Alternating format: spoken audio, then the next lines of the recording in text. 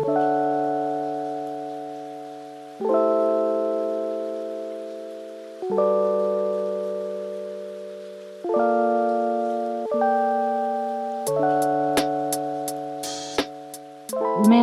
beaucoup. Je suis très contente d'être parmi vous aujourd'hui. Et puis, Le Mans-Paris, c'est quand même facile, hein. Donc, je pense que c'était important qu'on vienne aussi vous soutenir. Donc, je suis Marie Evo, co-directrice du CEPRI depuis l'année dernière. Et après avoir fait un parcours, d'abord en tant qu'ingénieur pendant 15 ans à CETEC et 11 ans architecte urbaniste, j'ai monté un pôle de stratégie territoriale dans l'agence de Christian de Villers. Je salue Xavier Pringent qui fait partie de nos membres. Donc le CEPRI, qu'est-ce que c'est? Centre européen de prévention en risque inondation. Depuis 16 ans, le CEPRI est une association d'élus parrainée par l'État, on va dire, puisqu'on est subventionné à 1/3 par l'État, et qui cherche à outiller les élus pour prévenir le risque inondation de façon à ce que les territoires soient plus résilients. Et donc, une position qui est à la fois très intéressante et pas facile parce que on est là pour aider. Donc ça, c'est très intéressant. Quand on participe à des projets, à des discussions, on est des facilitateurs. Donc c'est plutôt, encore une fois, un statut qui est plutôt sympa. Mais par contre, c'est vrai que c'est pas toujours facile parce que il s'agit aussi de faciliter les relations entre les DDT locales et les élus, faire comprendre au niveau national dans les ministères comment ça se passe sur le terrain. Il y a beaucoup de travail. Voilà, alors je ne vais pas m'étendre sur le CEPRI, qui est donc une association d'élus depuis 16 ans, 126 membres, et qui donc a fait ses preuves et qui, vous pouvez aller retrouver sur notre site internet ce que l'on fait. Je réponds à vos questions quand vous voulez et vous êtes sûrement au courant de tous les nombreux guides qui ont été faits et qui sont excellents, je le dis avec autant de facilité que j'en suis pas responsable, mais je peux vous dire qu'il y a toute une capitalisation de guides qui existent et qui sont intéressants. Les guides sur quoi? Sur la prévention de l'inondation. Alors, quand Marie, qui est une ancienne du CEPRI, elle nous a contactés, j'étais très contente de pouvoir participer à cette journée parce qu'on va avoir besoin de vous. Alors, quand je dis vous, j'imagine que vous êtes soit des étudiants, soit des doctorants, soit des chercheurs. On a besoin de vous parce qu'il va falloir innover. Et donc, le sujet que j'ai voulu traiter, c'est le foncier et l'inondation, ça se complique. Alors, on sait que l'inondation, alors, c'est moi qui passe les diapos, c'est ça? Comment ça se... Voilà. On sait que le foncier a toujours été, enfin, l'acquisition du foncier a toujours été le nerf de la guerre donc avec les moyens financiers que ça demande, ça a toujours été le nerf de la guerre pour réaménager. Alors, je vous ai mis que 3 exemples de la prévention de l'inondation, mais la reconstruction après l'inondation et la mise en résilience d'un territoire pour qu'il ne soit pas de nouveau impacté sévèrement par une inondation, ça fait partie des choses qui nécessitent du foncier. On vient de travailler, et c'est aussi pour ça que je suis très intéressée par ces questions foncières. On vient de lancer un groupe de travail national sur l'anticipation de la reconstruction, parce qu'on s'est rendu compte que c'était souvent, on se prend la grosse crise et on n'est pas prêt.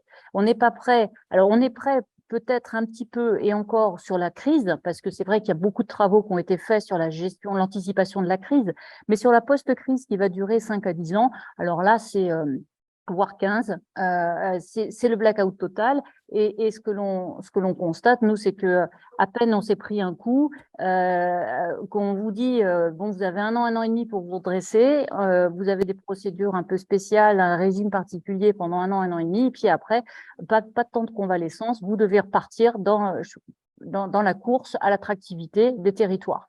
Et donc, ce temps-là est important.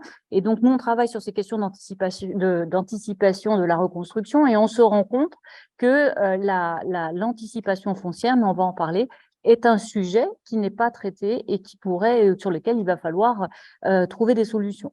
Donc, quand on veut reconstruire après inondation, on a besoin de reméandrer des cours d'eau, on a besoin de recomposer des villages et donc on a besoin de foncier. Ça, c'est un premier sujet. Ce que l'on voit aussi, c'est que l'inondation aujourd'hui revêt des formes un peu qui ne sont pas que la montée des eaux ou les crues lentes, voire les crues torrentielles, que l'inondation, c'est aussi toutes ces pluies très fortes que l'on a, et en particulier en milieu urbain, et qui font que on a besoin aujourd'hui de créer, de modifier l'aménagement de nos villes pour les rendre perméables. Alors, Marie a parlé tout à l'heure de la ville éponge.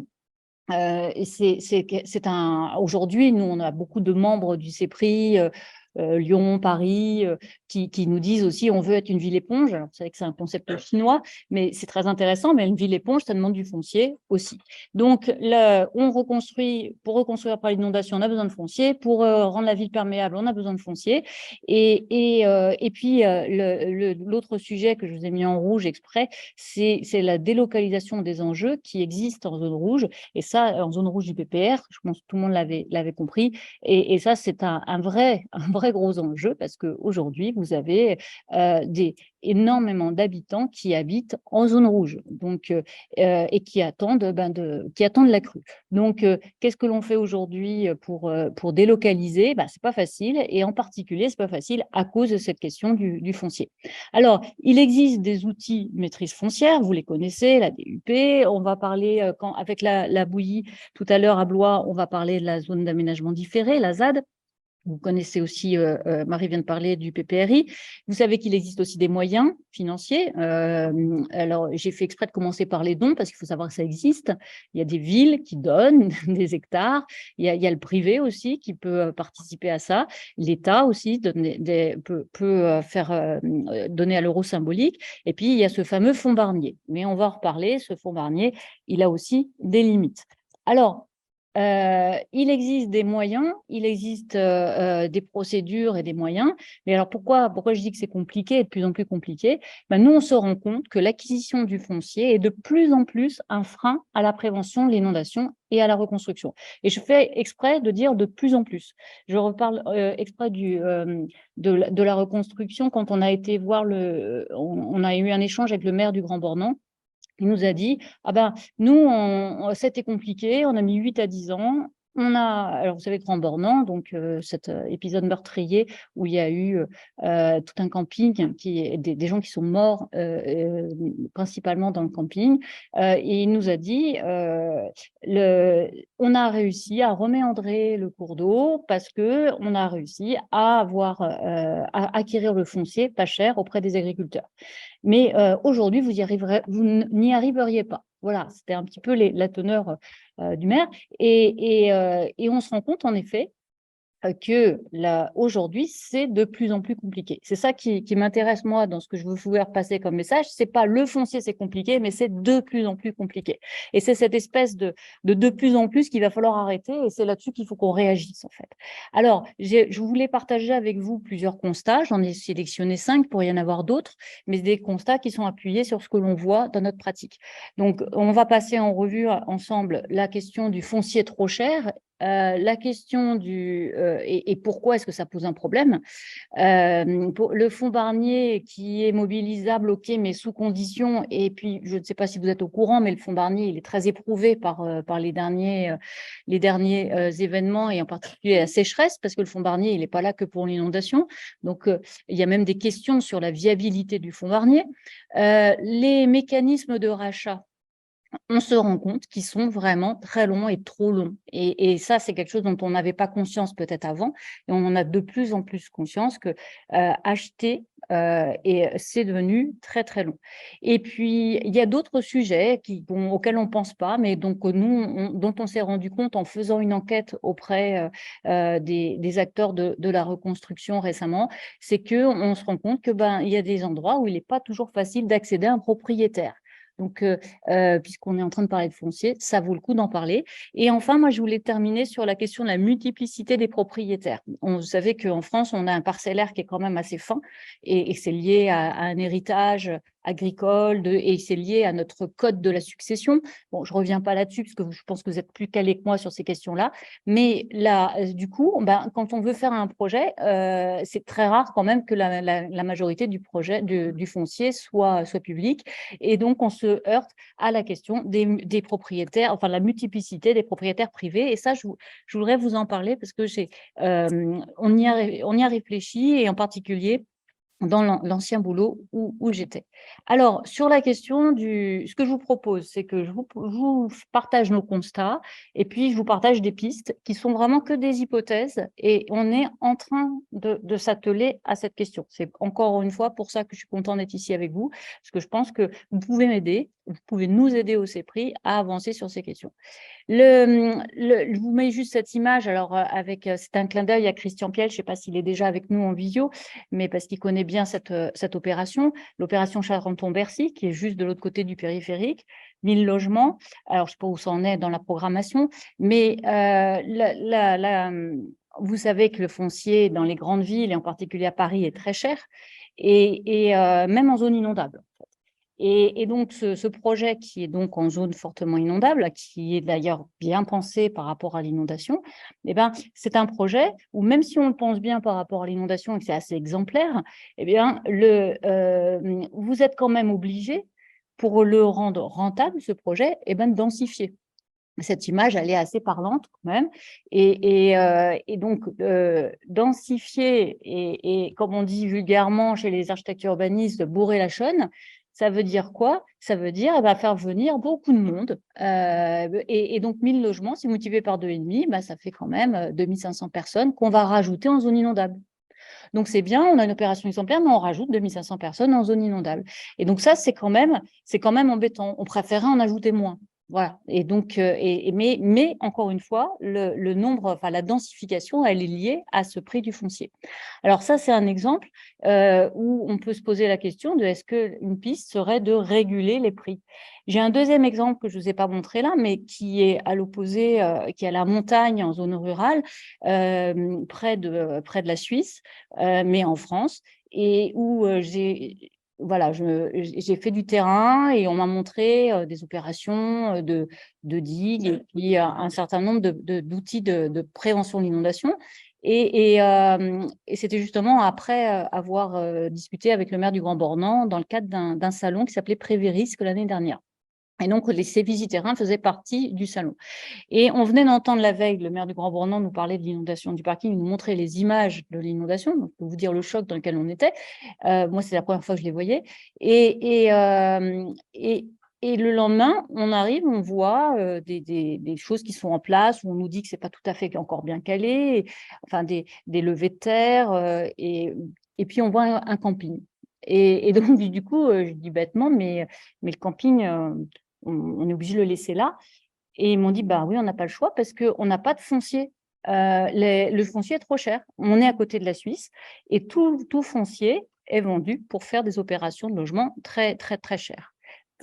Donc, de nouveau, on disait là tout à l'heure, 2500 personnes qu'on rajoute en zone inondable, beaucoup parce que le foncier est cher. Et puis, on laisse par ailleurs des campings en zone inondable, même si on essaye de les protéger d'une certaine manière, mais on les laisse quand même très, très... on les laisse dans une situation qui n'est pas très intéressante parce que on n'est pas capable de relocaliser ce camping. Donc, cette question du foncier qui est devenu trop cher, parce que ce n'était pas le cas avant, ça pose quand même un problème supplémentaire. On n'avait pas besoin de ça. C'est-à-dire qu'on avait déjà un problème d'inondation, mais en plus, ça complique encore plus le problème de l'inondation. Alors, piste 1, 2 points, réguler les prix, point d'interrogation. Comment on fait? Ça, c'est un vaste sujet. Il est probable que ce soit un sujet qu'il faille mener, qu'il faille porter au niveau des parlementaires. Et ça, c'est quelque chose que l'on peut faire au niveau du CEPRI, mais je peux vous dire que ce n'est pas une chose facile. Le deuxième constat que je voulais partager avec vous, c'est cette question du fonds Barnier. Alors, si on referme la parenthèse que j'ai ouverte tout à l'heure sur le fait que le fonds Barnier, on n'est pas sûr de sa survie, Le fonds Barnier, vous savez que c'est un fonds qui est en fait devenu une ligne budgétaire dans le budget de l'État, mais qui en réalité est toujours un fonds payé par nous, hein, c'est nos propres sous, hein, qui sont dans le fonds Barnier. C'est une mutualisation de ce qu'on paye par le biais de nos contrats d'assurance. Ce fonds Barnier, en fait, il y a quand même un certain nombre de conditions pour le mobiliser. Donc, on dit, ah, c'est cool, on peut exproprier, il y a le fonds Barnier. Ben non, pas forcément. Et là, je vous montre l'exemple, vous connaissez cette image, j'imagine, elle a fait un petit peu le tour. C'est le quartier des Blandins à Villeneuve-Saint-Georges. Alors là, je suis revenue sur Paris, enfin, sur la région parisienne. Il a été inondé 2 fois, 2016-2018. C'est un quartier qui est difficile. Là, on ne s'en rend pas bien compte sur l'image, mais on pourrait vous montrer d'autres photos. C'est un quartier qui est très paupérisé avec des marchands de sommeil. Et c'est un quartier qui est dans le champ d'expansion de la crue de Lierre et donc à la confluence avec la Seine. Donc, c'est un quartier qui ne devrait pas être là et avec des gens qui, en plus, y vivent mal. Bon. Eh bien, donc, il y a eu un beau projet porté par le SIAGE et également le PA Orsa pour délocaliser, renaturer les berges de Lierre et laisser la place à l'eau. À la suite, 5 minutes, merci. À la suite de la dernière inondation, le président de la République est même venu sur place et a dit il faut faire quelque chose. Eh ben, le problème, c'est que la première partie de l'opération, qui était la renaturation des berges, l'agence de l'eau a payé en grande partie, mais la deuxième partie, qui est un petit peu derrière, donc un petit peu plus dans les terres, là où il y a le quartier à délocaliser, personne ne veut payer. Et donc, c'est une crue lente, la Seine, donc l'opération n'est pas éligible au fonds Barnier. Ça ne fait pas partie d'un PAPI, donc on ne peut pas toucher au fonds Barnier. Et on a même essayé d'aider le SIAGE qui a un tu vas moment. bien? Qu'est-ce qui se passe? Coupez votre micro, madame. On a essayé d'aider le SIAGE, qui est un de nos membres, à trouver une solution. Et on a essayé de toucher les crédits du fonds vert. Et on nous a dit, c'est pas possible, les crédits du fonds vert, parce que c'est une opération pilotée par le PA Orsa. Et il n'y a qu'une collectivité qui peut... voilà. Donc, vous voyez qu'un quartier où tout le monde est d'accord pour dire il faut faire quelque chose, eh bien, cette question d'acquisition du foncier, elle n'est pas facile. Donc, est-ce qu'il faut élargir le spectre de l'éligibilité du fonds Barnier? Le constat 3, c'est que la DUP, donc la déclaration d'utilité publique pour exproprier, c'est une procédure qui est longue, complexe et douloureuse, et on s'en rend de plus en plus compte. C'est ça un petit peu le changement. Le fait d'avoir un Rex maintenant sur ce qui s'est passé en Vendée après Xynthia, ce qui s'est passé dans l'Aude en 2018 et ce qu'on voit dans les Alpes-Maritimes, nous montre que les DUP sont toujours en cours en Vendée, alors que la Xynthia, c'est 2010, en 2023 quand même. Vous voyez, il y a quand même un souci.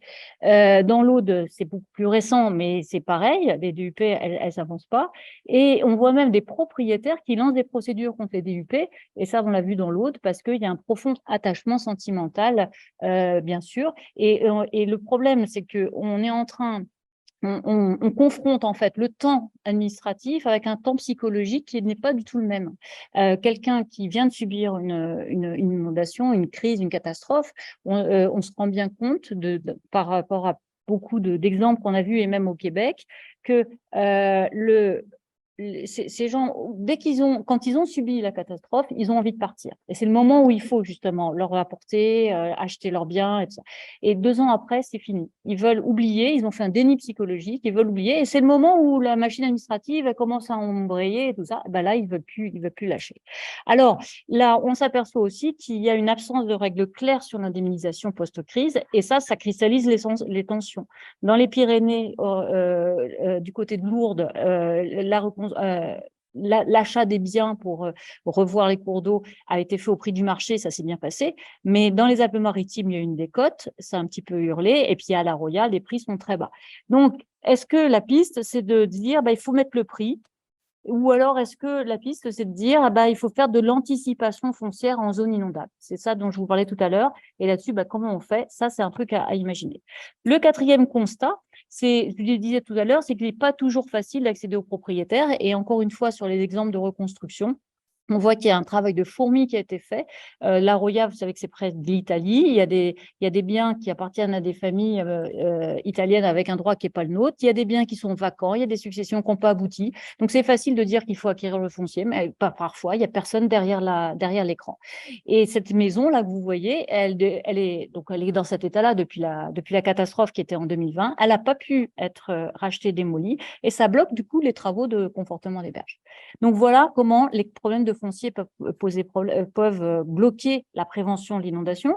Et parce qu'encore une fois, quand on reconstruit après une catastrophe, on prévient l'inondation d'après. Donc, est-ce que la piste, c'est d'assurer une veille du foncier dans les zones inondables? J'ai fait exprès de ne pas utiliser le mot observatoire, parce que c'est un observatoire, c'est compliqué, mais au moins une veille, ce serait peut-être pas mal. Le constat numéro 5, en 2 mots, en 1 minute. La multiplicité des propriétaires. Donc, si vous voulez connaître ce projet qui est pour lequel on a été lauréat du concours Amiter, c'est le renouvellement urbain de la zone d'activité de Montereau. On a, comme c'est une zone d'activité qui est faite de tenements fonciers privés, ben on a proposé une ASL, donc une association syndicale, pour pouvoir mettre en place un projet. Et donc, ça, c'était une piste qu'on a essayé d'explorer. Et ce qui est intéressant, c'est de voir qu'une ASL, on peut la rendre obligatoire par le préfet s'il y a une utilité publique et s'il y a justement des questions d'inondation. Donc là, c'est une piste qui est de dire, attention, la question du foncier, elle est à intégrer très en amont dans le projet. Et j'arrive sur la fin, c'est que le risque inondation, c'est aussi, et alors c'est une petite lueur d'espoir après tout ce que je viens de vous dire, mais c'est de se dire que le risque inondation, c'est aussi un récit qui peut aider à mobiliser. Et en particulier dans cette zone d'activité, eh bien, il y avait un problème. Cette zone d'activité n'arrive pas à se renouveler parce que c'est une zone d'activité vieillissante. Le risque inondation, c'est quelque part quelque chose qui pourrait aider, c'est un levier peut-être pour aider cette zone d'activité à la fois à se renouveler et aussi à se mettre en résilience par rapport à l'inondation. Ma conclusion, c'est que ben voilà, on a besoin de vous pour inventer de nouveaux moyens de maîtrise foncière et d'accélérer l'accès au financement parce que vous voyez que ça se dégrade.